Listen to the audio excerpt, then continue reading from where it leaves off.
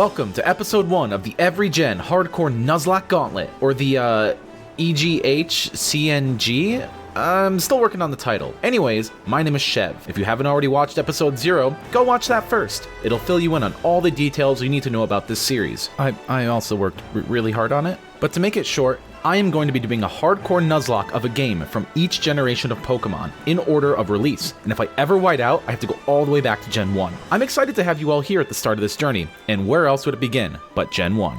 I would be lying if I said I was thrilled to be playing Gen 1. In the old lore, I had to play it 3 times, and if I have to be perfectly honest, these games have not stood the test of time. Listen, I understand that these games are hugely important, and laid the groundwork for the most successful video game franchise of all time, but playing Gen 1 these days feels kinda poopy. It absolutely does have a solid foundation to it. I mean, look at Fire Red and Leaf Green. When Gen 1 was modernized, well, I can't really say modernized, the remakes came out over 20 years ago. Oh my god! Anyways, when they were remade, the games became immediate classics that are still enthusiastically played to this day. There's still a very active subreddit where people talk about their love for these games and post the exact fucking same Hall of Fame teams over and over again. But the original Gen 1 games are jank, with a capital J. Between the looks, the bugs, and mechanical oversights, these games sometimes feel downright unfinished. And that's because they kind of were. I've even seen some people joke about how Gen 1 is like the beta for Gen 2.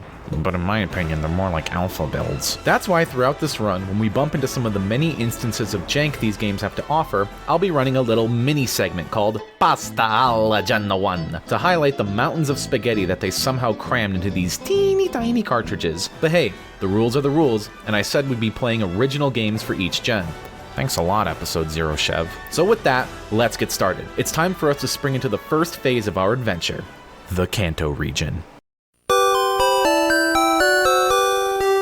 Okay, I'll admit it, that part never gets old. While I get everything in the menu set up, I think we should begin with another segment I'll be doing in this series called the Starter Roundup, or something like that. I don't know, I'm still workshopping the name. Basically, whenever we make it to a new generation, I'll go over every starter and give my thoughts on them before we go and pick ours. So let's get started with Pokemon numero uno himself, Bulbasaur.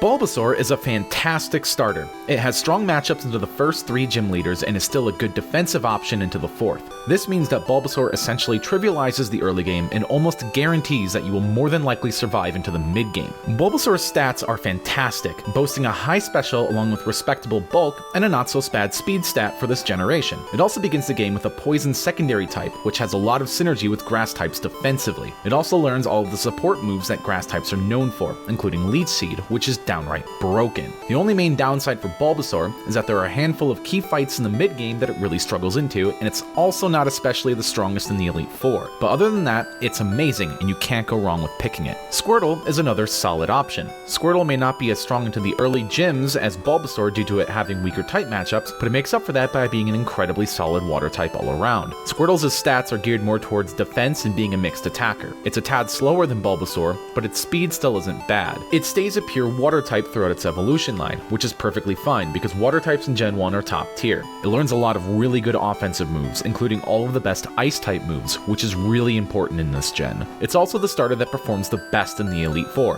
which is a huge plus for it. The only downsides I can come up with for Squirtle is that its stats would have been better if they were geared more towards special since it's a water type, and the other thing is that Gen 1 is filled with tons of busted water types that are easy to obtain. So even if you don't pick Squirtle, you won't really be missing out on getting a good water type.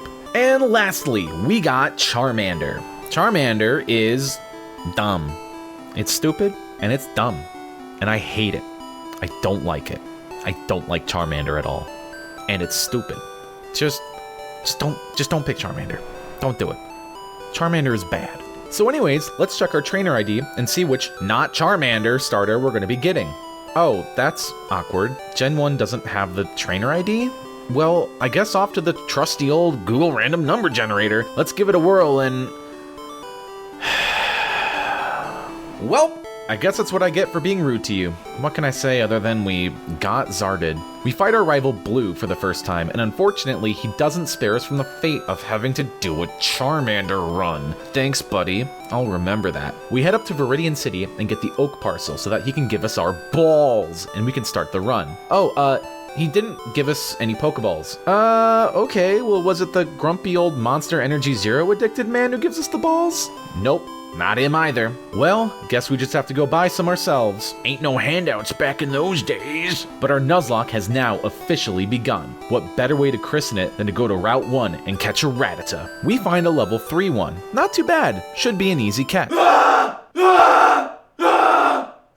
And just like how the old man showed us, we got him. He shall be named Spitrat, for reasons that will be made apparent later. Welcome aboard, Spitrat. Our next stop is Route 22 for another encounter. Warning, warning, warning. Under no circumstance should you ever cross this point, lest you are prepared to face death. After a few Dupe's Claws Rattatas, we find ourselves the God Encounter. Nidoran is an amazing early game encounter. It's a Pokemon we can have fully evolved before we even fight the second gym. I name her Sabrina, because Sabrina Carpenter is my fucking queen. I level up my team and return to Route 22 to face death itself, aka the second rival fight. This is legitimately a run-ending fight that can absolutely screw you over if you're not ready for it, hence the warning. But I was prepared for it, and now I'm ready to show Blue what's up. He leads with a level 9 Pidgey, which actually hits kinda hard, oh god! I'm forced to switch into Sabrina, who is able to hit through the sand attacks and take it out. Next up is Squirtle. Sabrina is taken low after getting off a Growl, and I'm forced to bring in Spitrat to 1v1 Squirtle. Luckily, at this point, Spitrat has learned Quick Attack, which that, along with some lucky throws from the AI, allows us to narrowly squeak past this fight without any losses. Oh boy, what a fun start. We go and catch a Pidgey of our own on Route 2, whom we name Pudge.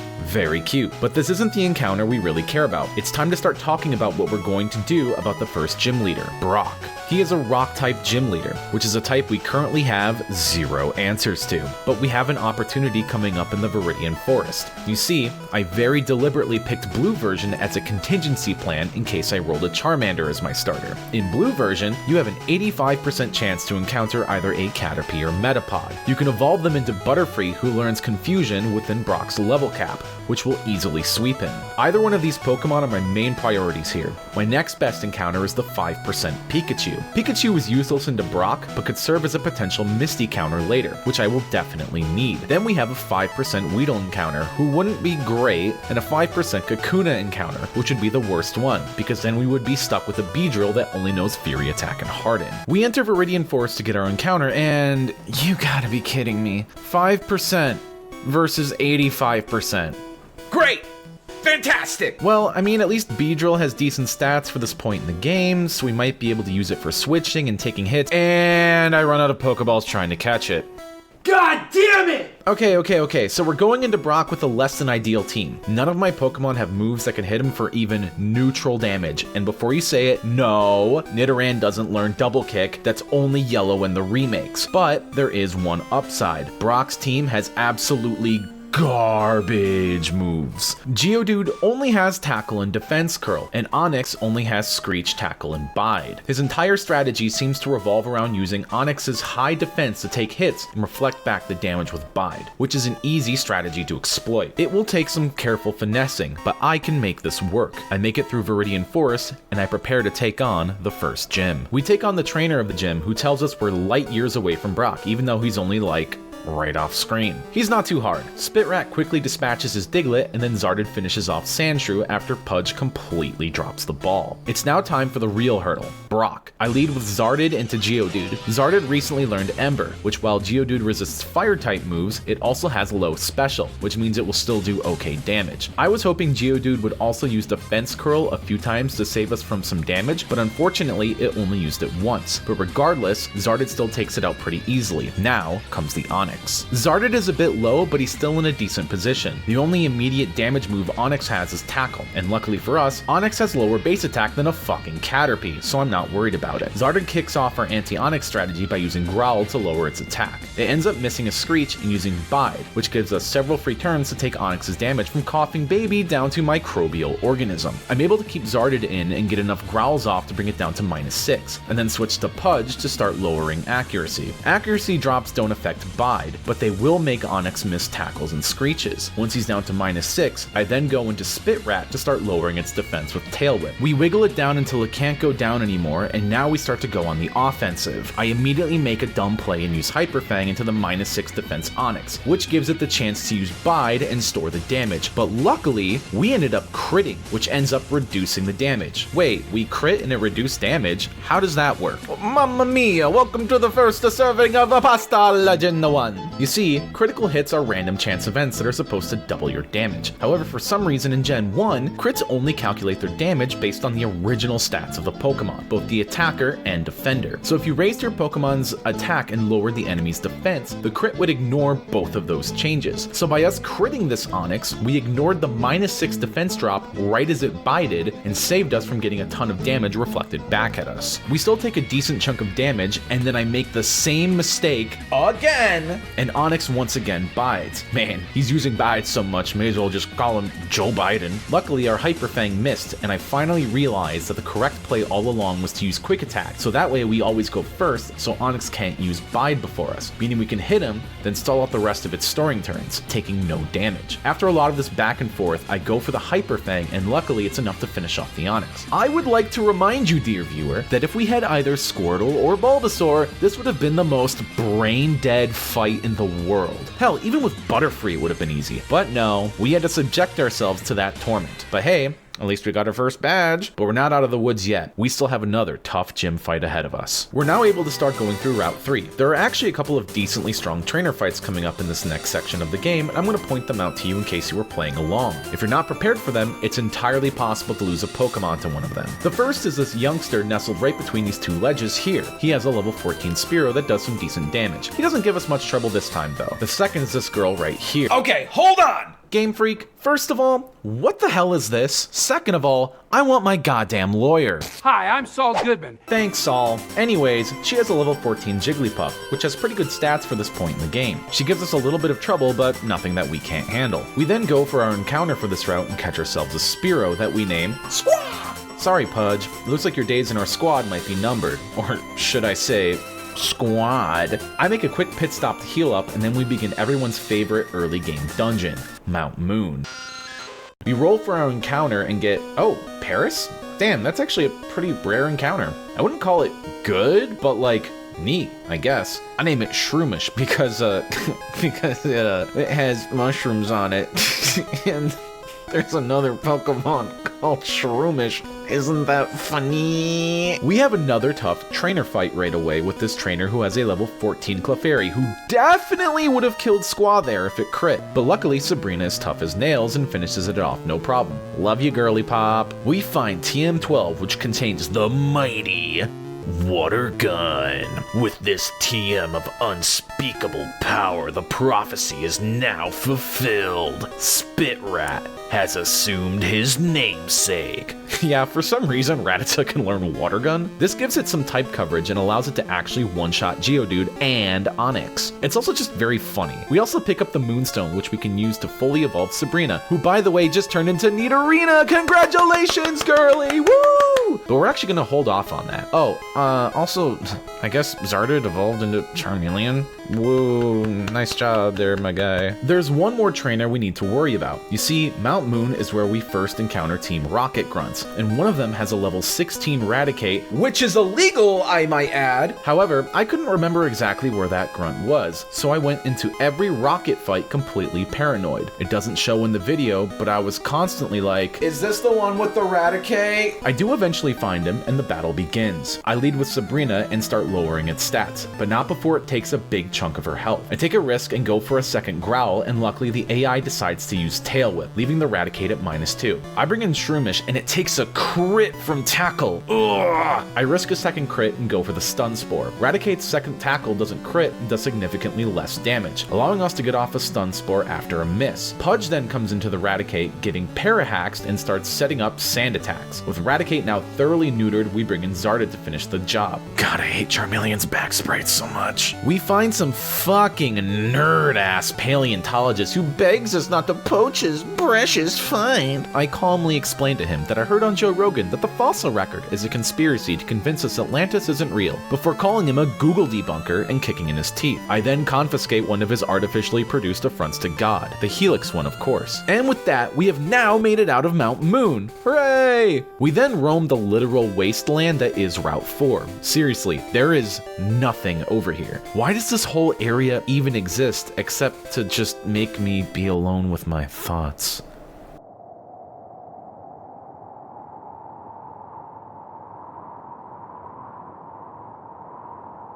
Oh, wait, there's a TM for Whirlwind. Okay. We encounter a sand shrew, whom we catch and I cleverly decide to name Shrewish. Now, okay, hold on. So I thought I was doing something cheeky here by naming sand shrew Shrewish as a play on Shroomish. But I later realized that the word Shrewish is actually a bit of a misogynistic slur. Oops! If you have any further questions about how I made such a dumb mistake, you can just ask my lawyer about that. Hi, I'm Saul Goodman. Thanks again, Saul. Well, putting aside that embarrassing slip-up, it's time for another rival fight. We lead Zarded into Pidgeotto, and Zarded very nearly dies in the 1v1 to a cheeky quick attack, leaving him on 2 HP. Good gravy. Abra comes in, and I use the opportunity to get Spit Rat in for free before munching it down. It's now a rat fight, but our rat is a Spit Rat. Blues never stood a chance. Score 1 rat fight win for Spit Rat. Finally, Squirtle comes in, and I decide to give Shroomish a crack at it since it's a grass type. It turns out, Shroomish absolutely dunks on Squirtle after getting a stun spar off. Okay, it was a little close, but I was still impressed, so much so that it made me start considering Shroomish as a potential Misty counter. After Blue copes for a bit about losing, he decides to be a real one and docks the location of a famous billionaire. I know what I must do. It's now time to take on Nugget Bridge, which, spoilers, isn't much of a challenge with a Pokemon Center, like, right there. I do learn something interesting when leveling Shrewish, and that is that Sandshrew learns Slash at a disgustingly low level. Why is Slash so good? Well, get the water salty and boiling, cause it's time for more pasta Legend 1! Unlike all other generations of Pokemon, in Generation 1, critical hit chance isn't static. It's actually determined by the base speed of a Pokemon. The faster a Pokemon is, the higher their crit chance. Slash is an attacking move that multiplies your odds of getting a critical hit. This in combination with how crit chance is calculated means that Slash has an almost guaranteed crit chance, and it is basically guaranteed for any Pokemon with a base speed that is above 65. Sandshrew being able to learn Slash at this low of a level is actually a pretty big power spike, and we use it to great effect on Nugget Bridge. We make it to the end and claim our prize before it's revealed that this was actually a gang recruitment scheme. I think back to what Darren the Lion would have told me to do in this scenario, and I gun him down like the dog he is. Remember kids, sometimes it's not enough to just say no. After getting our feet checked out by some weird kid in the grass, we can go for our Route 24 encounter. Our main target here is Bellsprout. We need a good counter for Misty, and Bellsprout would be a perfect fit for that, as it would evolve into Weeping Bell within her level cap and could easily sweep her. We could also potentially get an Abra encounter, but honestly, I don't know if I really want this. Abra is potentially an incredible encounter, but you only get one chance to catch it before it teleports away, which would waste the encounter. So let's go in the grass and see what we end up with. Oh, an Abra. Well, we're probably gonna fail it, but let's just throw our Pokeball and see what happens. Oh, okay. We got it, I guess. Okay. So it's not like the most unlikely thing ever. You have a 25% chance to catch Abra in a Pokeball without damaging or statusing it, but that's still pretty lucky for a Nuzlocke. Plus, we just caught what is undoubtedly the strongest Pokemon you can get in this game. Abra eventually turns into Alakazam, which is the king of all the non-legendaries in this generation. And the fact that we just got it means that our run is now looking very good. I am very excited to welcome Big Al to the team, who we quickly evolve into Kadabra. Goddamn, just look at his stats. We head back up to Route 25 for another encounter, which means another chance at the coveted Bellsprout. We walk around and oh wow, look who finally decided to show up. I could have used you, I don't know, a whole gym fight ago, Mr. 85%? I can't believe it's not Butterfree, which is a dumb joke because it is. Big Al nukes his way through the trainers on this route. We also get to use teleport efficiently to get back to the Pokemon Center to heal up. How convenient. We eventually make it to Bill's house, where we find he has been doing his best Jeff Goldblum in the fly impression and got himself genetically combined with a Pokemon. Instead of dispatching with him ethically like in the movie, the game forces us to help him return to normal. Boo! Well, at least we get a free cruise ticket from it. With that taken care of, we clear out the gym trainers and level up our team in preparation to take on Misty, the water-type gym leader. Misty can be pretty challenging, as her main Pokemon is a Starmie, which is widely considered one of the best Pokemon in Gen 1, period. And I don't have a direct counter to it. Or do I? I think back to when Shroomish completely walled off Squirtle and took it out 1v1 after switching into it. That plus the fact that Misty's Pokemon have a very limited move pool means that maybe, just maybe, Shroomish is the key to all of this. During preparation for this fight, I end up evolving Spitrat into Raticate and Squaw into Fearow. I also get Can't Believe to a Butterfree for this fight. I also don't evolve Sabrina yet because evolving her would turn her into a ground type, which would make her weak to water. Honestly, with all of these heavy hitters, I'm not so much worried about wiping to Misty more than I am losing a potential core team member, which is absolutely possible here. But I steel myself and head into battle. Misty states that her battle style is all-out offense, and that's exactly how we lead, with Big Al into her Staryu. And just like that, he immediately crit one-shots her.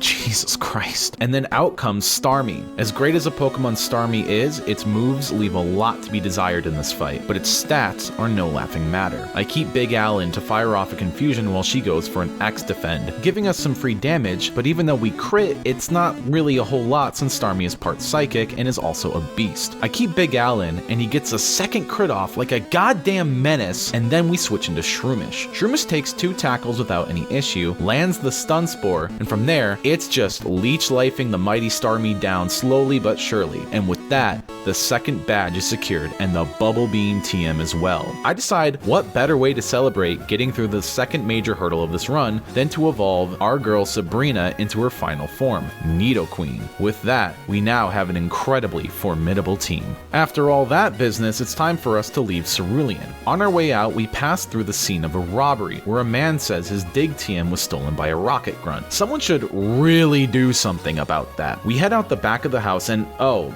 he's literally right there. Cerulean's finest really putting in the work. We take him down and retrieve the Dig TM that we will definitely be returning. We head south to the next route where we run into another Pokemon that we really could have used not too long ago. Whatever, I guess. We catch the Bellsprout and name it Swoops because, I don't know, it just made me giggle. We retrieve Swoops from the PC and then make our way through the underground pass. When we make it to the other side, we go for another encounter, which turns out to be a guaranteed Meowth encounter. Meowth isn't great right now, but it can absolutely be useful in the Elite Four when it evolves. Oh, never mind. Swoops just murders it thanks to Rap hitting 5 times. Nice job, Swoops. The first thing you did since joining the team was make me fail an encounter. You know, since we're on the topic of Rap, I think it's time for another helping of Basta la Gen 1. In Gen 1, the move Rap is a continuous damage move that will hit for 2 to 5 turns, but on top of doing damage, it will also incapacitate the target and make them unable to do anything. This is the most broken move in the game by far. If you have a Pokemon that is faster than the enemy's Pokemon, you can just spam Rap and get a near guaranteed kill by just perma-stun locking. It's only a 90% accuracy move, so it's not completely guaranteed, but it still has a good chance of stun locking an enemy to death. Also, even though it's a normal type move, it apparently still stun locks ghost types who are normally immune to normal moves. Why? So anyways, we keep clearing the route and it's mostly nice and smooth, except for this one trainer who has Eradicate. He puts me in an awkward position where Shroomish is too low to take another hit and I'm worried about switching any of my other Pokemon into a Hyper Fang, which if it crits could easily put any of my remaining Mons into kill range. Luckily, it just uses Tail Whip into Spitrat when I switch and he's able to clean up the fight. That's another rat fight win for Spitrat, put another one on the board, baby! We then arrive in Vermilion City, where for some reason there's a tree planted in front of the next gym. How does anyone get in or out of here? We have an opportunity to go into Diglett Cave here to catch, guess what? a Diglett. But I decide to pass it up since I already have 2 ground types that I would consider to be way better in Sabrina and Shrewish. Instead, we go to Route 7 and get Drowsy as an encounter. Drowsy is a good backup plan in case an unfortunate accident happens and I lose Big Al. I hope I'm not foreshadowing anything. It's now time to start clearing the SS Anne. Most of the trainers here aren't all that tough, but there is a lot of really good items here, like the TM for Body Slam, which is an amazing move, along with some late game items like Ethers and Max Potions. We'll be putting those in the PC for later. Does anyone else smell spaghetti and meatballs in this kitchen? Oh, no, that's just a great ball. But that's still a good segue into Pasta alla Genoa. In most Pokemon games, the Great Ball is considered to be the mid-tier Pokeball, better than the regular, but not as good as the Ultra Ball. However, in Gen 1, Great Balls are actually better than Ultra Balls in a lot of scenarios. Great Balls are calculated to hit their max cat trait when a Pokemon is at half its HP, which is higher than the rate of an Ultra Ball when a Pokemon is at half. Ultra Balls can be better than Great Balls, but you have to get a Pokemon down to 1/3 HP for that to happen, which is riskier. So in a way, we've just been given arguably the best Pokeball in the game besides the Master Ball. So after a bit more clearing, Swoosh ends up evolving into Weeping Bell, and then we hear a familiar jingle. It's time for another rival fight with Blue. He speaks some devil language to us and we dive into combat. We lead with Spitrat, who makes an absolute fool of him. He quickly dispatches Pidgeotto and then kills his Raticate so hard it dies to death. Another rat fight won.